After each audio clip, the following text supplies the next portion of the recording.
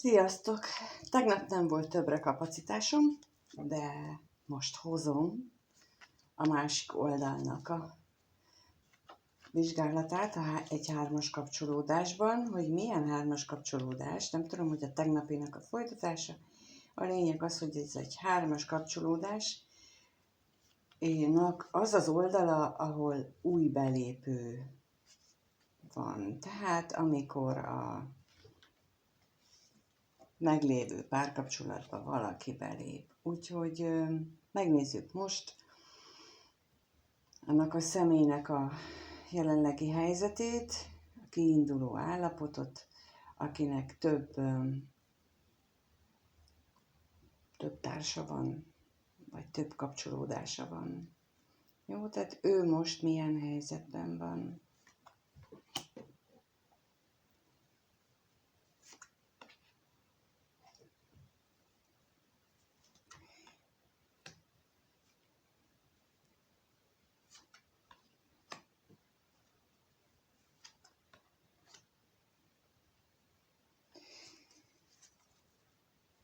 Jó, hát úgy látom, hogy nincs túl vidám állapotban. Ő elég szomorúan éldegél otthon, mondjuk így, fogalmazzunk így, és még a hétköznapi örömökben is vannak megélési problémái, hogy finoman fogalmazunk, de most megkérdezem, hogy ki itt ez az özvegyasszony, kire gondolhat, vagy mire gondolhat.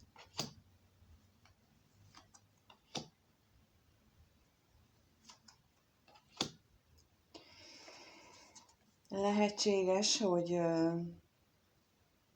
itt egy tőle idősebb embernek a hiányára gondol,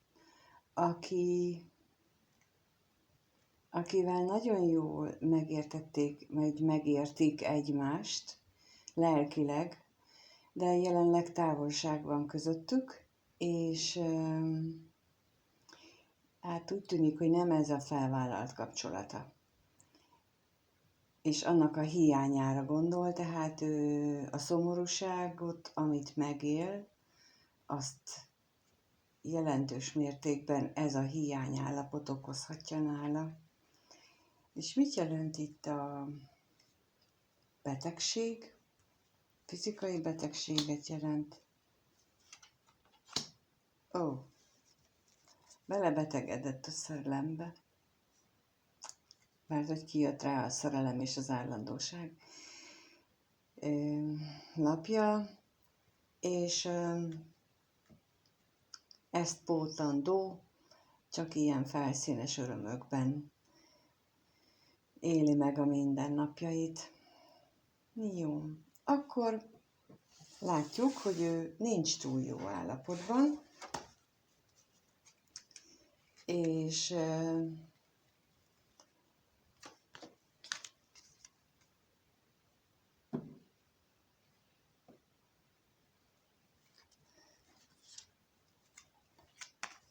nagyon nehezen viseli a jelenlegi helyzetet.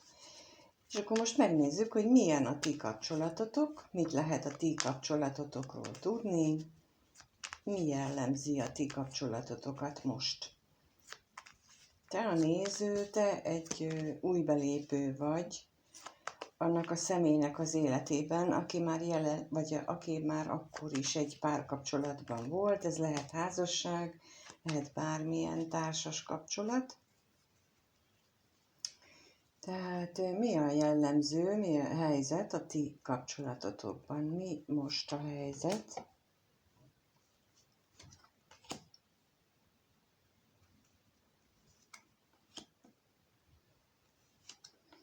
Mi most a helyzet? Miért van itt a bosszúság?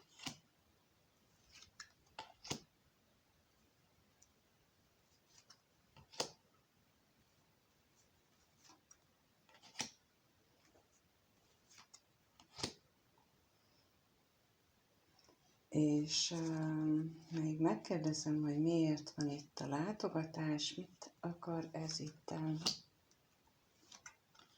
jelenteni.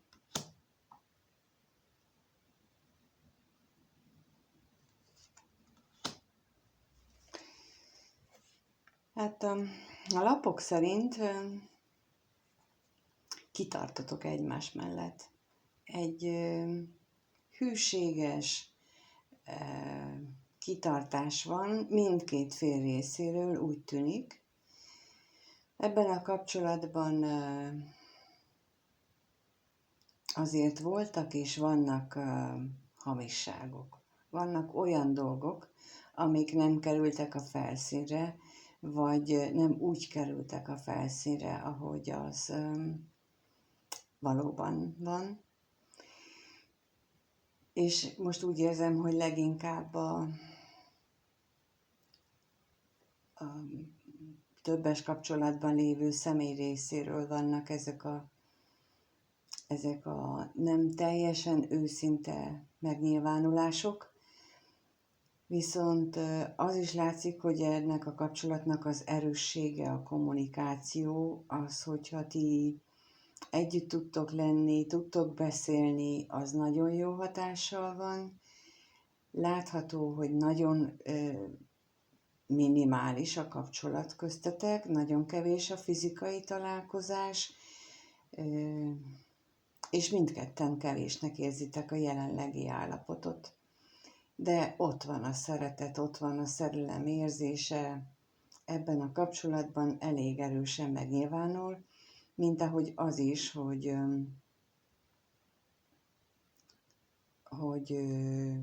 ez egy értékes kapcsolat, és mindketten úgy gondoljátok ezt, hogy értékes kapcsolat, és jó lenne, hogyha ez hosszú távra megmaradna. Megvan benne a vágy, megvan benne a fizikai vágy is, ezen túl, amit mondtam, és vannak félelmek is benne, amelyek arra vonatkoznak, hogy a távolság valami akadályozó és szétszakító erővel fog bírni. Jó. Lássuk akkor azt, hogy mit érez ő irántad. És akkor itt most megkérdezem a bevallott és a tudatos szint alattit, amit nem óhajt bevallani magának sem, nem akar vele szembenézni. Szóval megnézzük, hogy milyen bevallott érzései vannak irántad, és mi az, amit érzéseket nem vall be. Milyen érzései vannak őnek te irántad? Ha már láttuk, hogy ez ilyen nagyon erős kötődés köztetek, milyen bevallott érzései vannak?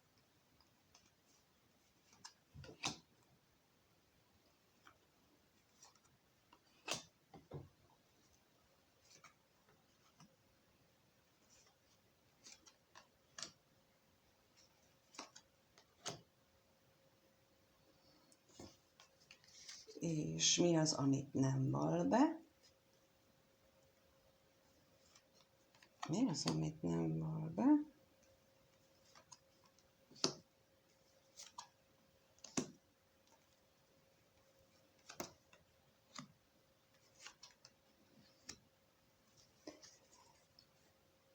A lapok alapján a bevallott érzései között nagyon erős vágyat érez irántad, és sorszerűnek gondolja ezt az egész találkozást, hogy ti találkoztatok.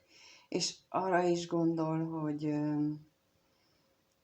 hogy nagyon jó veled együtt lenni, csak úgy együtt lenni, és olyan vagy számára, mint egy ajándék, mint valami kis értékes valami, ami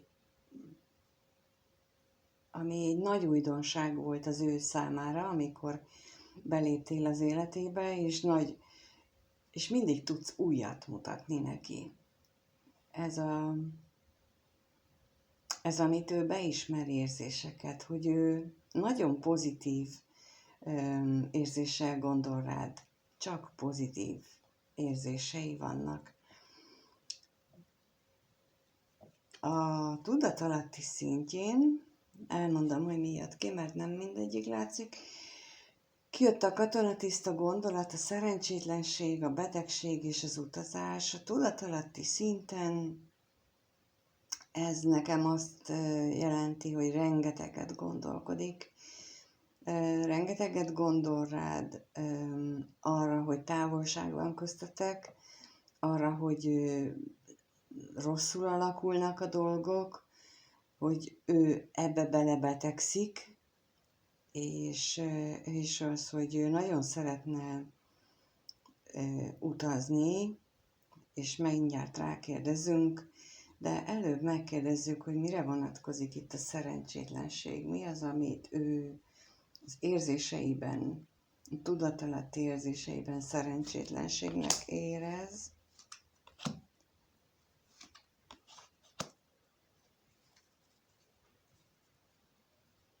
Kijött rá a féltékenység, a veszteség és a pénzlapja, és ő most azt gondolom, hogy ezt úgy éli meg, ezt a szerencsétlenséget, hogy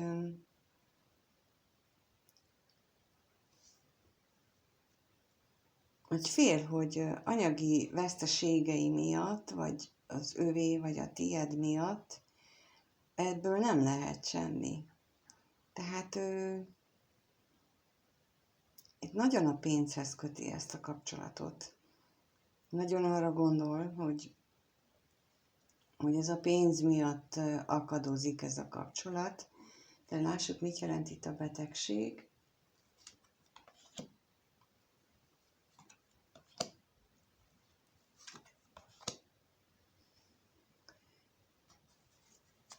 És hogy ugye azt mondtam, hogy nagyon a pénzhez köti ezt a kapcsolatot, és hogy azért van megakadva, de örülne, hogyha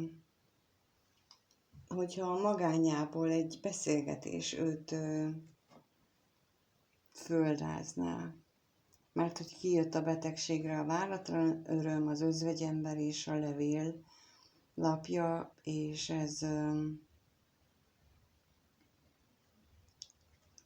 ebből nekem ez jön. És mi itt az utazás? Megkérdezzük azt is, hogy mit jelent.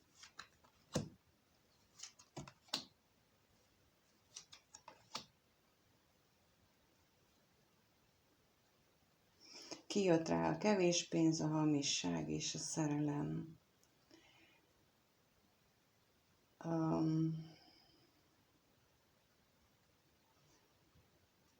Ebből az jön így nekem most, hogy arra fogja, hogy az utazás, tehát hogy nem közeledik hozzád, hogy kevés a találkozás, hogy nincsen rá pénze, és hogy igazából nem is olyan erős ez a szerelem. Tehát ami fönt megjelenik a bevallott érzései között, az olyan szerencsés, felszínes kapcsolódás, vágyakozás, és ő ezt így ezt el is könyveli magában, hogy ez csak pénzhez kötött, és ez nem olyan mély, mint ahogy az gondolnád te, vagy bárki más, ez csak ilyen van. Ugyanakkor meg ott van az is benne, hogy ez sorszerűnek tartja, és hogy micsoda ajándék vagy számára. Tehát eléggé ellentmondásosak a tudatalatti érzései is, és a bevallott érzései is. Jó, akkor megnézzük, hogy mire számíthatunk ebben a kapcsolatban. Lesz-e valamilyen fordulat a következő néhány hétben?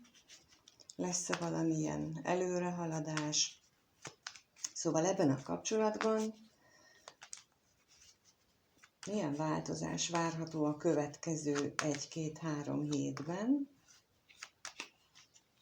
egy hónapban, kinek hogy, milyen kapcsolat várható, milyen változás, a kapcsolat milyen módosulása várható.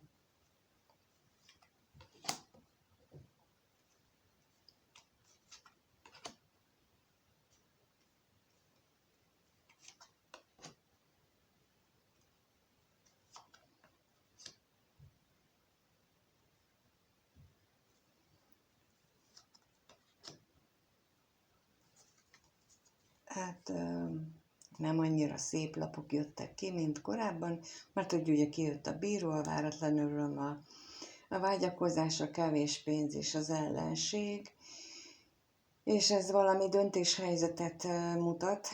Lehetséges, hogy itt valamelyikőtöknek úgy alakulnak a dolgok, hogy döntenie kell, de a vágyakozás az megmutatkozik, és egy ellenség is. De rákérdezünk, hogy mit jelent itt a bíró. Milyen döntéshelyzet ez,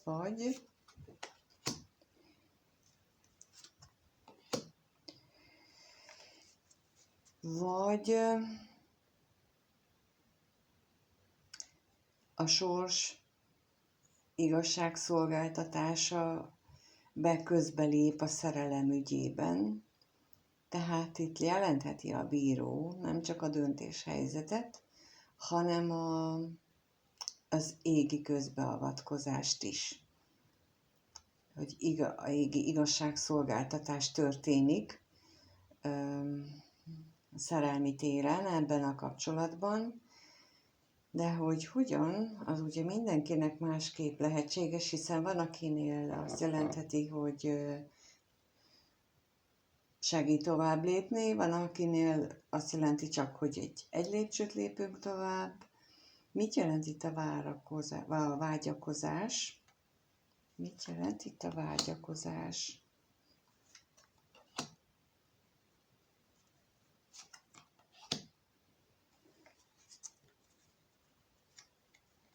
Hát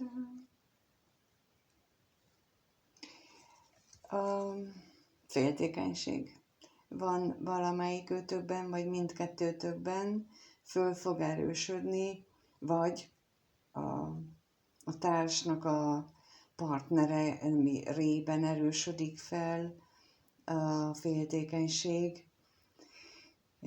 Ha mondjuk eddig nem tudott róla, akkor kiderülhet, vagy ha tudott róla, akkor valami okot ad neki arra, mert például a társban felerősödik az utánad való vágyakozás, és akkor ezt ő észreveszi, és hát emiatt lesznek itt negatív dolgok, de leginkább azt hiszem az ő oldaláról. Ha viszont a te oldaladról nézem, akkor te viszont attól a féltékenységed, hogyha téged érint majd a féltékenység felerősödése, akkor te viszont attól fogsz félni, hogy nem téged választ, és ez elszomorít téged. Tehát, hogy elveszíted, hogyha nem közeledik. És mit jelent itt az ellenség? Megnézzük még, hogy mit jelent az ellenség.